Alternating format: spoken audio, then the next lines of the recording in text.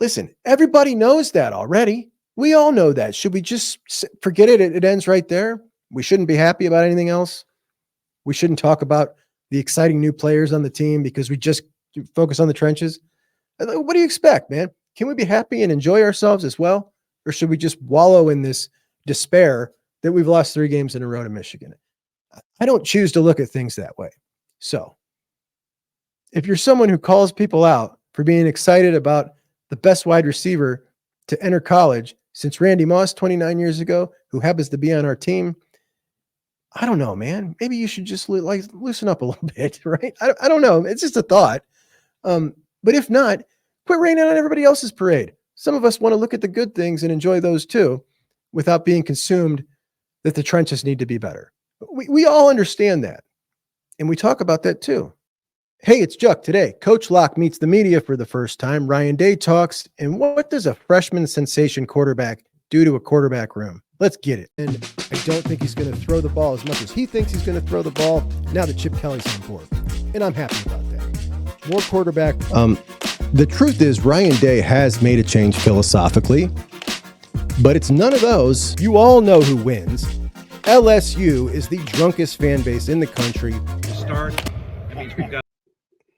And welcome in. Thank you so much for joining me. And thank you to those of you who joined me for my live show at 3:00, the first live show that we were going to have. And it didn't go down like I expected. Now, I was prepared. I had 3 pages of notes to make sure I wouldn't get stumped, though I'm sure you guys would have helped me through it anyway. Really nervous to do that. For some reason, recording like this presents, I don't know, a little less nerves. I was really nervous to start the show doing it this way, got used to it. I'm sure I'll get used to doing live shows, but I tried, and I got this message popped up 4 times that they're experiencing issues at YouTube and their engineers are investigating. Now, I don't know what the result of this big investigation was. I'll try to find out later, but I thought it was important for me to put out a show because I didn't put one out Tuesday morning and now Wednesday morning either. So, you can't take 3 days off without a show. That's just unacceptable, particularly when you are, trying to build an audience. And I appreciate you all so much. So we had some action today with a press conference from Coach Locke, his introductory press conference, and head coach Ryan Day. When we look at the running backs now on the current roster, without Dallin Hayden, we still got 5 running backs. And Coach Day said he's fine with that, which pretty much is going to put to bed the K'Ron Lynch-Adams potential transfer. That's the running back who went to Warren Harding and is a senior from UMass who entered the portal, then the draft, then the portal again. I wasn't too excited about the prospect of that because I felt like a senior coming in might be taking some carries away from James Peoples. If they're going to bring in somebody, I hope it's a younger guy. I want to see as much James Peoples as we can get. And that's my main concern here. But 2025, without Dallin Hayden, we're talking about a really young room. You got TC. He's going to be the vet. James Peoples and Sam Williams-Dixon. And adding maybe a Jordan Davison, Bo Jackson combo, that would be 4 really young guys. And the vet would be walk-on TC Caffey, who I hope earns himself a scholarship this year because he deserves it. But if they were to bring in a transfer, I'd prefer it with someone with 2 years of eligibility and not a senior. But as I said, Coach Day said he feels fine with that, with the 5 right now moving forward. We'll see what happens when the transfer portal opens. If he sees a name that intrigues him, maybe he changes his mind. I don't know. I think it would be a little more comfortable to have 6, but it seems to me right now they got a pretty solid squad. I looked back to my very first episode yesterday to kind of build up some, some guts to do the live show. I wanted to look at episode number 1 and my most recent one to see, all right, how much have you improved in this 2.5 months? And there was some improvement. So it gave me some more confidence to do the live show. But the first thing I noticed was when I clicked on episode number 1 is what I was talking about. And I was talking about Marquise Davis. And I think that in that episode, I said, Marquise Davis, a lot of people love Bo Jackson, Marquise Davis. I'm a Marquise Davis guy. He's my number 1 out of Ohio. I think that a lot of people are coming around to that a lot more than before. I think he's the best college prospect running back I've seen in person since Beanie Wells. And I'm not making that as a comp. I'm just saying I watch all the Northeast Ohio running backs who are going to get D1 scholarships on Friday nights. And Marquise Davis is something special at 6'1", 210 with his speed and his vision. He's rare. He's a very rare running back. And not to say that Bo Jackson isn't, I just think Marquise is a little bit different. Dave Rubin on Bucknuts went through some combine numbers, and he put in kind of Marquise Davis's height, weight, and what his expected 40 time is. And he only came back with 3 guys in combine history that had that same kind of speed, size, and frame. And I mean, the guy's just rare. So Marquise is quiet. He doesn't let anybody in a whole lot on his recruitment. He's been down to Columbus several times and is supposed to be back this week, according to Bill Kurlick from Bucknuts.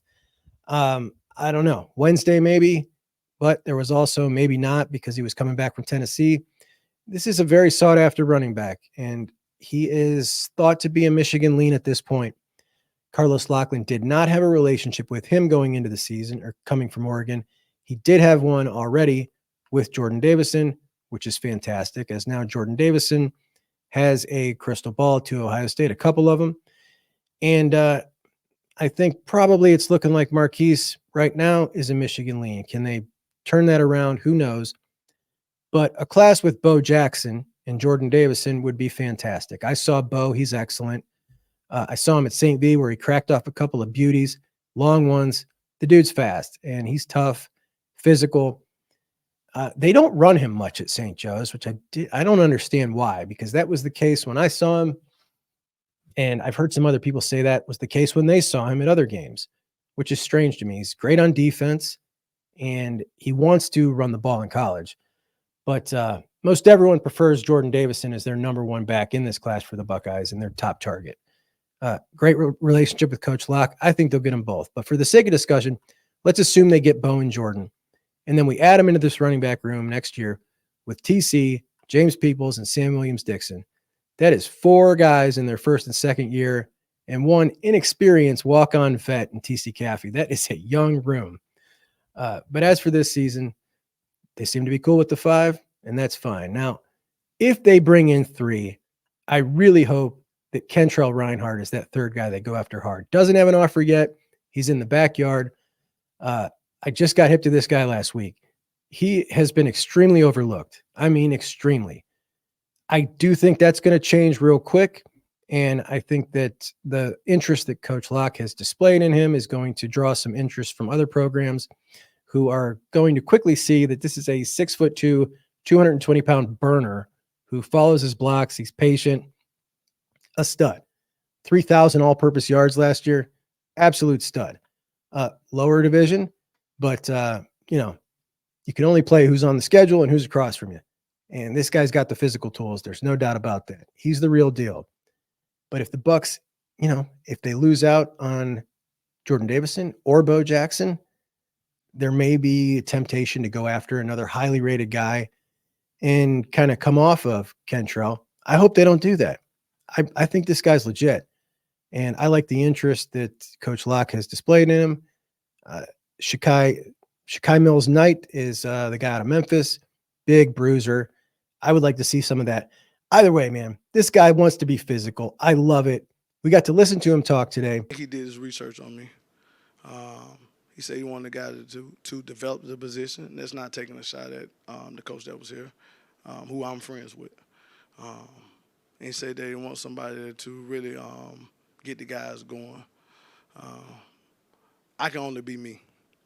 And I told him that, Coach, I'm going to be me every day now. Because, see, my mindset is when I step in this building, I got one mindset. That's to do my job so well that the living, dead, or unborn can do it any better. So when I leave here, that's what my mindset is. Hopefully I'm here for a long time, but only God knows that. So, but that's my mindset. Every day I step into the Woods Hayes Center, that's my mindset. I'm going to do my job so well that the living, dead, or unborn couldn't do it any better. So that's what my mindset is. He is a man of faith. He is a guy who wants to look as good as his running backs. He said, I want to look as good as my boys. He said that the Oregon folks have been calling him everything but a child of God, including a soft bitch cookie. He reiterated that he's a relationship builder and that he cannot stand being called a recruiter. and that he agrees, or that he said again, that running back is the poorest coach position in the business. Dude is an impressive guy. Some people think maybe he comes off as cocky. I think he's just very confident, and he should be. He's done a very impressive job in his career so far, and he's an impressive guy. Really happy to have him on the staff.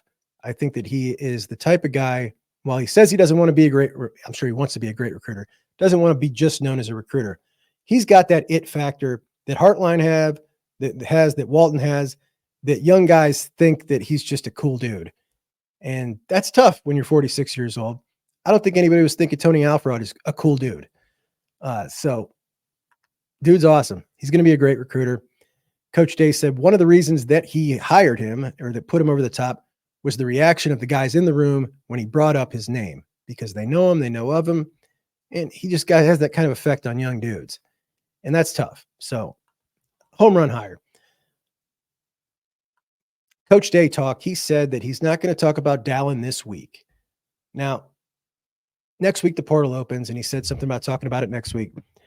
He's not ever going to talk about it in a way that's really going to be enlightening to the questions I got about it. And I think there's a lot of questions that remain unanswered, though I've heard everyone have every different opinion on this under the sun. Nobody's ever going to be able to convince me that that's not a weird move to redshirt him his sophomore year, projecting out several years to try to save another year of eligibility for a running back, when that running back room could change 6 ways till Sunday from now to 3 years down the road. It just didn't make sense to me. It also doesn't make sense that Dallin would have wanted that red shirt himself, because he was in a position, you would think, to get playing time last year if that wasn't on the table. Chip and X combined were averaging 4 yards a carry, and Dallin Hayden was very effective his freshman year. Every time I've seen him, he's been an effective runner. I don't think he's a great running back, but he's very effective. The guy picked up some yards, and I just think it was bizarre. I think the whole thing was really bizarre. Some people say mismanaged, or Tony's fault, or Coach Day's fault. When we're talking about a red shirt, that's not a Tony Alford deal. Tony Alford isn't the guy standing up answering questions about this weird red shirt. And I went back to after the Purdue game last year and watched the press conference. So right before Penn State, Dallin had played in 2 games already, so he had 2 more to play in before his red shirt was burned. And in a 15-minute press conference, there were no less than 3 different reporters asking questions about Dallin Hayden, which is just, it was just a confusing deal for everybody. It was just confusing, and I don't think I'm ever going to fully understand what happened. But what I do know is I really wish him good luck, because this is not the way he wanted it to play out at Ohio State, and I feel bad for him. I really do. So moving along, as we look forward, I don't think it's going to really affect the running back room a ton. And I think there's a decent shot that James Peoples would have taken some of those number 3 carries that we kind of projected he was going to get anyway. So I hope he finds himself a better situation and has a successful career, because I like him a lot. And I don't know. At first I felt like he was done dirty. And the more I hear other people talk about it, the more this makes a little more sense. That makes a little more sense. Maybe my initial anger was misplaced, but I did have some at first. And now I don't know. Now I'm just throwing my hands up and saying I have no idea, but I feel bad for him. We talked a lot about the quarterback run heading into this season. And today we heard Ryan Day say, we're going to run the quarterback some this year with Chip. In the past, we talked about the quarterback being upright and not wanting to use him in that way. So that is really music to my ears, because if Will Howard gets the starting job, I can't recall a single practice where anybody has come out with rave reviews about Will Howard throwing the ball. And, Will's got some accuracy issues. We know that. We've known that. That's how he was at K-State. It doesn't appear to be something that's improved drastically, but they're putting him in difficult positions. They've raved about a lot of things about Will, but not particularly, throwing the ball. But he's going to run the ball. He's going to run the ball. And Will didn't want to run the ball when he came here. His initial press conference, I broke it down. I went back and looked. He said he ran the ball 4 times a game at Kansas State last year, and he hoped to run it less. So I don't think he's going to run the ball less than 4 times a year or a game. And what I like about Chip Kelly is that he tailors the offense to his players, or the scheme to his players' strengths, and running the ball a little bit with him is going to be great. Now, Devin, on the other hand, I don't know. Where's this quarterback competition going? I don't know. Day was asked, is Will Howard still the presumptive starter? I thought that was a weird way to phrase the question, because I know that a lot of us thought at the very beginning, and I'm going to say right now, I was wrong. I thought for sure he was the presumptive starter walking in. It appears that's not the case. It really seems weird to me that a senior would come to a situation like this with a guy who almost won the job last year and compete for him head to head when his goal is to go to the NFL. Because if he doesn't win the job, uh, he's really made a massive, massive mistake. And we listened to all the reasons why he came to Ohio State, wanting to log more film. How about none, bud? If you lose, you're not getting any. So, I mean, an absolute risky play, but he was asked today, Ryan Day, if Will is still the presumptive starter. Now, Ryan Day did not push back on that verbiage. He said, we haven't really talked about it much. What exactly does that mean? I don't know. But Ryan Day is in a situation where he cannot say much here. If he says the wrong thing, or even no matter what he says, somebody could potentially, this is a highly, highly charged competition here. Somebody can pick out his words and make them fit to whatever they're already thinking. You never know. So he's not saying much of anything.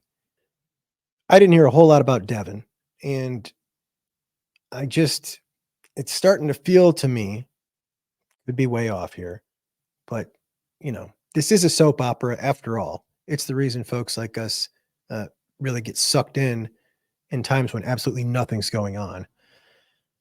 It feels to me like Day's leaning towards Will here. When we talk about the quarterback run, it feels like he's leaning Will. Maybe he's always been leaning Will. Maybe he doesn't trust Devin like he didn't trust Dallin Hayden, apparently. I don't know, man. It's starting to feel like that to me. But I keep seeing conflicting reports about practice. I don't hear Dave praising Devin, even though I've read several times that Devin looked amazing in practice. I don't really hear him saying that. But if he says that, does that make Will transfer? There's a couple different thoughts here on naming a starting quarterback. So some people are of the mind that Ryan Day would be maybe doing the proper thing to let these guys know whether or not he had chosen a starter at the end of spring, so that the guy who wasn't chosen could potentially transfer out. And there's another line of thought that Ryan Day should not do that. He should do what's best for the team, which is not rush his decision. And if he doesn't have a starter, not say a word. I'm of the second opinion here. I don't ever think it should be standard that the coach should be telling these guys that to allow them to transfer. Like, when did that become the norm? I don't know, man. That's just not the way I look at things here.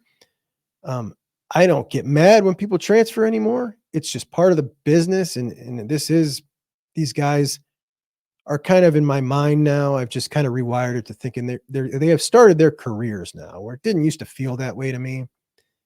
The money involved now has become such that it just feels more like they're making career moves with the transfer portal, the way they're moving around, almost like they have started their careers and they're just kind of looking for the best opportunities, kind of like we did when we were younger, switching jobs, looking for what place is going to advance them the most. And ever since I started looking at it like that, I stopped getting emotionally attached to a lot of guys, because, and that sucks. But particularly the out-of-state guys, when you want to compete for national championships, you have to recruit in such a way and bring in a lot of guys who don't love Ohio State first. We still got plenty of them, Ohio kids who love Ohio State first, even a lot of out-of-state guys who grew up loving Ohio State. But there's definitely a big percentage of them. And I watched some old Dallin Hayden press conferences. Dallin Hayden came to Ohio State for Tony Alford and Ryan Day. Why do you want to be a Buckeye? Why did you come to be a Buckeye? That was his answer. And when that's your answer, between I'm coming for coaches or I'm coming to advance to the NFL, big signs of the first rounders when you first walk in at a program like Alabama and Ohio State. When guys come to these programs from out of state, they want to be part of a winner, yes, but first and foremost, they want to go to the NFL. It's about job advancement, career advancement. And I've just kind of lost my emotion when they transfer out. And that's why I don't really feel any type of way when I talk about potentially guys may transfer. I know that a lot of folks won't say that. They got a hard, fast rule. I'm not going to talk about people potentially transferring as if it's a knock on a guy, or maybe it's a weakness that they transfer. And I know a lot of people bagged on McCord for that. I didn't think that was anything at all, but honestly, the proper business decision for that guy, his dream to play in the NFL, if he loses that quarterback competition at Ohio State and ends up riding the pine, that dream could die. So it seemed to me to be the best business decision for him, which in a lot of ways is how these guys are viewing it. And I just had to accept it. I don't like it, but I had to accept it for what it was. Maybe that changes in the future when the portal rules change a little bit. Who knows? But as of right now, a lot of these things just feel like business decisions. And that kind of brings me into my next thing here in the title of this video. So Ryan Day is in a sticky situation here, I think, with Julian Sayin. We talked last year about a transfer quarterback coming in could potentially dismantle the quarterback room. I didn't feel that way, but a whole lot of people did. And as of yet, that isn't the reason anybody's transferred. Will Howard coming in. Maybe if it was a better quarterback right off the rip, or if it was a junior quarterback that had 2 years of eligibility, that would be different. But it hasn't scared off anybody yet. Now, when you talk about a freshman, we got a whole different ball of worms here. Even if Devin Brown were to lose to Will Howard this year, he would have been the runner-up in 2 competitions with 2 years of eligibility left. And if he stayed and there wasn't some mega star freshman behind him, he's probably looking at 2 years as the almost guaranteed starter at Ohio State in his mind, because he's seen Lincoln behind him, and I believe he thinks he's got Lincoln beat. And now you enter in a freshman phenom, and Devin might be looking at this in a totally different way. You look at it from Lincoln's perspective. Lincoln has got a guy that just came in behind him and is lighting the Woody on fire. You look at it from Aaron Nolan's perspective. That's a guy in his same class that kind of got recruited over him and is showing that he is advanced much more than Aaron is at this point in his career. Now, that doesn't mean any of them's going to leave, but if any of them did, you can certainly see the logic behind it. And that's why a freshman phenom is a pretty sticky situation when you think about this current portal and the current state of college football. It's a really tricky situation that Day is in right now when you add him to the mix at the back end and Will Howard at the front end. And at the same time, Day talking about we need depth. We're going to run. But Day was asked about Julian, about his black stripe. He lost his black stripe before anybody else. He was asked if he was in the mix for the starting job. He basically said, yeah, he's in the mix. I didn't get the feeling from Day that he really meant he was in the mix, but he did say, yes, he's in the mix. He praised him a lot. He was asked about his philosophy on a freshman quarterback starting. He was asked, what does he need to see from Julian in the fall by our guy, Dylan Davis? He didn't really answer specifics with any of that other than what we've all seen, and that is he needs to get bigger. He needs to get physically bigger. And I believe he's put on 15 pounds since he's been in the program, which is a tremendous amount. And boy, I didn't see him before that, but that would be really small if he was less than these 15 pounds. But I did hear somebody say last night, he's going to have trouble throwing over the line. Like, this dude is not, he's 6 foot tall. He's not like 5'9". So the guy needs to get some more body weight on him. If they're going to be running the quarterback, and Julian can run, you certainly could see a nasty hit really hurting him, because he looks really light and he looks frail. And you look at his face, man, he looks 15. I mean, it's a cool story.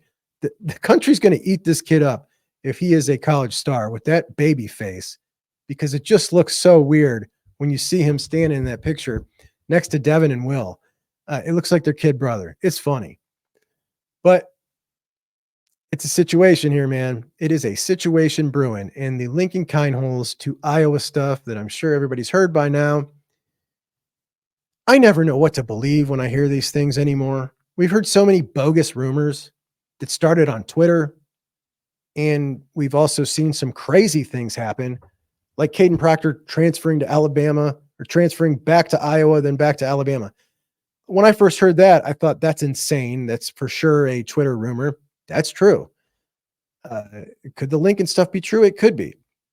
I have not heard any substantiated report or any credible source. I haven't. I searched for one. I have not myself. So where that originally came from, I don't know. I've heard some people that I trust say something about it, but I don't know if they were saying, I heard a substantiated report or a source of mine, or I heard through the grapevine. So I don't know. Wouldn't make much sense to me, though I did see Mark Rogers have an Iowa podcaster on last night. And he said to him, I want to make sure Mark Rogers said, I want to make sure we're differentiating. Lincoln Kienholz has interest in transferring to Iowa, and Iowa fans want a quarterback really bad, and they see Ohio State has some excess quarterbacks. And the guy's answer was, well, he's from Pierre, South Dakota. He's also from Pierre, South Dakota. So the capital of South Dakota. That is not that far from Iowa, so he'd be a lot closer to home. Sounds like that guy. I don't know. Sounds like maybe he's just kind of connecting the dots here. But he did also say he talked to one of his sources, and one of his sources reached out to the Kienholz camp and said that Lincoln was probably going to be wanting to transfer. I can't really picture Lincoln Kienholz with a camp. Maybe that's his mom and dad. I don't know. We'll see. It certainly would not be crazy if Lincoln wanted to leave. Going to Iowa to play quarterback might be crazy, but they've had some decent quarterbacks here and there throughout their time in the last 20 years. So not to say it couldn't happen, but I don't know, man. I just never know what to believe with these transfer portal rumors. So I hold out until I see an actual story. I hope it's nonsense, because if Lincoln does go somewhere, I want it to be somewhere I can root for him. And I can't root for anybody in a Pittsburgh Steelers uniform. I'm sorry, I can't. By the way, I talk about uniforms a lot because I love them. And I actually have a piece on a uniform later on today. But the Iowa Hawkeyes wearing the Pittsburgh Steelers uniforms is about the corniest thing, most unoriginal thing in college football. I absolutely despise it. And Hayden Fry reached out to Chuck Noll years ago when he wanted to change Iowa's uniform. He wanted to look tough, and he wanted to find a tough team and look like them. And the Steelers at the time were on top of the world. And he reached out to Chuck Noll and asked him if Iowa could wear the Steelers uniforms. And Chuck Noll not only said yes, but sent him Steeler uniforms. So that Iowa uniform is not only a Steeler replica. They actually wore the Pittsburgh Steelers uniforms. And to adopt a pro team's uniforms is so unoriginal and garbage. I just hate it. So I can't root for Iowa in anything, even when I'm rooting for the Big Ten at bowl season or something. Can't do it. Well, why wait? Let's get to my uniform segment now. So I'm a uniform guy. I'm a memorabilia guy. Despite my buddy Chad accusing me today of having a digital background, he thought that my wall was fake. That's not a fake wall, Chad. I went and grabbed my big news today. So the Auburn Tigers, I grabbed this helmet from back there, Chad, because it's real. The Auburn Tigers are ditching Under Armour after almost 20 years with them, and I'm thrilled. And I'm thrilled because Iowa is in my top 5 all-time uniforms. I absolutely love Auburn's look. And thankfully, Under Armour hasn't trashed it too much, but they have trashed a whole lot. And so has Adidas trying to differentiate themselves, both of those companies, from the Nike look which essentially is usually just a classic look when they do a regular uniform. And I like that a lot. And before Auburn was with Under Armour, they were with Russell Athletic. So Auburn takes their number 5 uniform all time into the new era. And I'm very happy about it because, as I say, I love Auburn's uniforms. I love the thick stripe. I think they're great. My top 5, number 4 is the LSU Tigers whites. Number 3, the Texas Longhorns whites. Number 2, the UCL Bruins blues. Oh my gosh. And number 1 is the Buckeyes with the gray sleeves in the scarlet jersey version. Or if I can't have that, it's the Buckeye whites, which I think are the best rose set in the country by far. But the home set with the helmet stripe sleeve, not my favorite. And I just hope that gets changed at some point. I really do. The Athletic had an article yesterday about Michigan's potential draft class coming up, breaking the current record. The current record was set by Georgia with 15 draft picks in 2022. LSU and Ohio State are tied at number 2 with 14, and that happened for LSU in 2020 and for the Buckeyes in 2004. Ohio State also has another one on that list, and that is 12 in 2016, and that tied Alabama in 2018. So the Buckeyes appeared 2 times in the top 5, and Michigan hopes to join that list this year. Dane Bugler predicts that they're going to have 14 guys drafted. So he's not predicting they're going to break the record, even though they had 18 guys at the combine. I sure hope they don't. However, the Buckeyes next year just might break it, even if they break it. They may come back and break it again. Because if you look through the list of the guys that we know, I mean, you can get to 14 real quick of just the guys that we know are going to be entering the draft. And if you want to dig a little deeper, you can certainly get to a whole lot more. So it's going to be interesting to see what they do. And I don't think that it's going to last long because the Buckeyes are going to come back up and take that away from them, just like they're going to take away the reigning national championship. Can I talk about something for just a second here? I've seen a whole lot of, when I say the Buckeyes are going to win the national championship, I get a whole lot of people mad at me.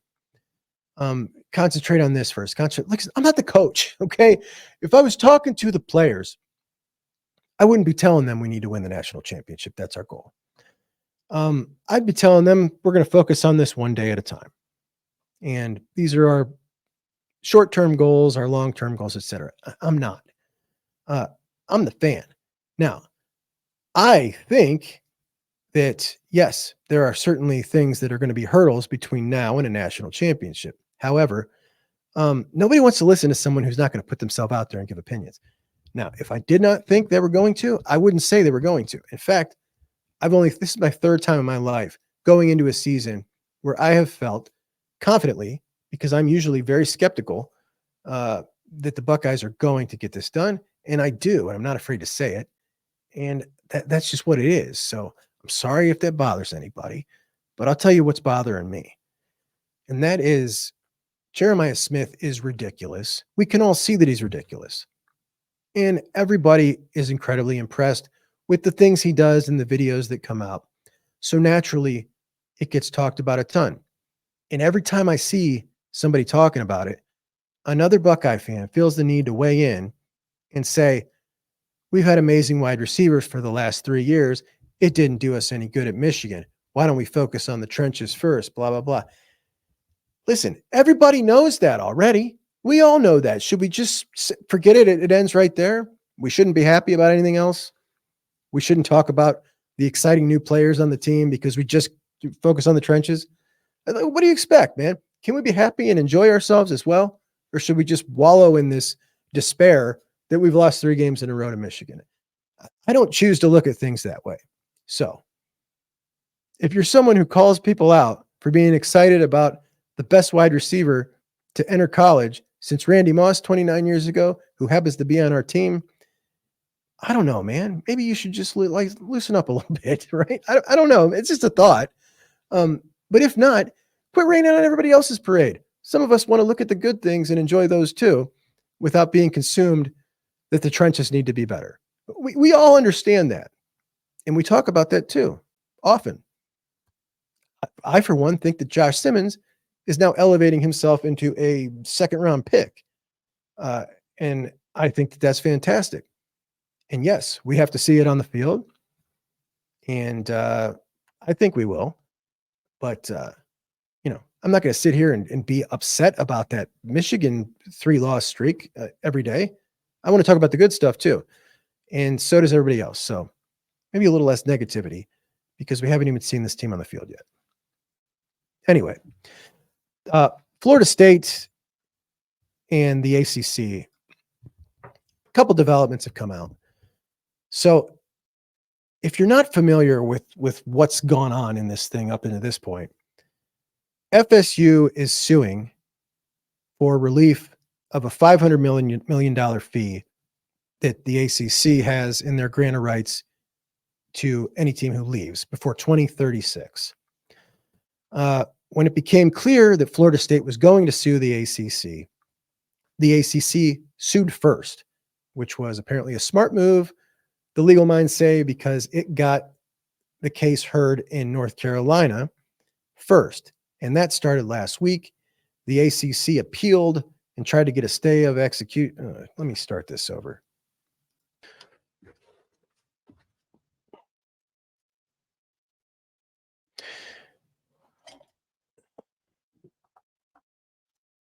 The ACC scored a couple of little wins in the ACC Florida State case. So if you've not been following the thing, here's the quickest way I can explain it. Florida State is, let me start over. This is kind of tough to do fast. So Florida State wants to sue the ACC for their exorbitant $500 million fee to get out of the grant of rights contract. Additionally, they don't think that the grant of rights is enforceable. So they're suing for both of those things, along with a failure to steward the conference properly. And the ACC obviously got left way behind by the SEC and the Big Ten in media rights deals. And Florida State says that's garbage. You guys got us a horrible deal. You want to charge us $500 million to leave if we leave before 2036. And you can't even enforce this thing, even if it were a real deal. And the ACC obviously knew that Florida State was going to file this suit, so they smartly went and filed suit against Florida State first in North Carolina. Florida State filed in Florida. Now, very important to get the get the case heard on your home turf. And because the ACC filed first, smartly, the first chapter of this unfolded in North Carolina. Now, the ACC is basically suing Florida State for suing them. They're saying, you're suing us, and that's unbecoming as a member to sue us. Therefore, we're suing you. And yes, we can enforce this $500 million. Florida State petitioned the North Carolina court to dismiss this or stay this until they could hear theirs in Florida. North Carolina said no. Now, that was the end of last week. Now, yesterday, Florida State got their day in court in Florida, where the ACC petitioned Florida State or the Florida court to throw Florida State's out or give them a stay till they can get theirs heard in North Carolina. And the Florida judge said no. So I think we're starting to see why it's so important to have this on your home field. Either way, Florida State signed this agreement that has a $500 million thing to get out of before 2036. And now they're whining that they can't get out of it. Now, I'm Team Florida State here because I want to see them in the Big Ten so that we get another big game a year on the schedule every now and again. However, I cannot begin to describe how stupid this whole thing is. How do you sign a contract that has a $500 million buyout to get out of the contract and not read that? Now, Florida State says they've never seen this document, which makes it even more puzzling to me. The whole thing is rather hilarious. And I know a lot of people think that this is just going to end in a settlement. I don't know, man. Some people I've been reading up with and listening to who've been talking about this case for a little while now are saying that the ACC's case is pretty doggone strong, including we talked about Jack Swarbrick said the same thing. I mean, this is a tuned in guy as much as I can't stand him. Will it end in a settlement? Probably, but how far down the road?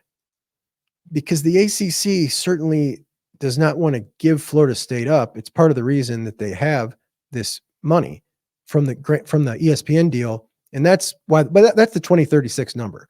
That's when their deal goes through ESPN. Now, important to note, ESPN is also acting with the ACC in this. So ESPN and all their money is involved against Florida State, because this ESPN is obviously very financially invested in this deal with the ACC. So that muddies it up even more. So what happens from here, I'll keep you posted. But I think this whole thing is really funny and really interesting, as long as it can be explained in an easy way, which I hope I explained decently easy there. But I think the funniest part is the ACC suing Florida State for suing them, which is essentially what's happening. Good stuff, man. It's good stuff. And this was good stuff. And I am happy that I got to talk to you guys today. Unhappy that I did not get to talk to you live, but we're going to give it another shot. I don't think we're going to do it today, and that is Thursday, when you guys will be seeing this. I think what we're going to do is we're going to do it for the weekend show. Which day that's going to be this week, I don't know. That's going to depend on how much news comes out. If it comes out, if enough news comes out to put together, I like to do a long show. I want to do a long show on the weekend. Hopefully that'll be an every week thing. We do a long one on the weekend. My buddy Mello said he would like to see it at noon. I don't see why not, providing I wake up early enough. Sometimes I'm a soft batch cookie on the weekend and I sleep in a little late. And then we'll see. So I don't know. I'll get back with you guys on that. At any rate, thank you so much for watching this show. I'll download this into podcast form if you want to catch it there, anywhere you find podcasts. And I appreciate you guys. I will talk to you tomorrow. Juck on Bucks out.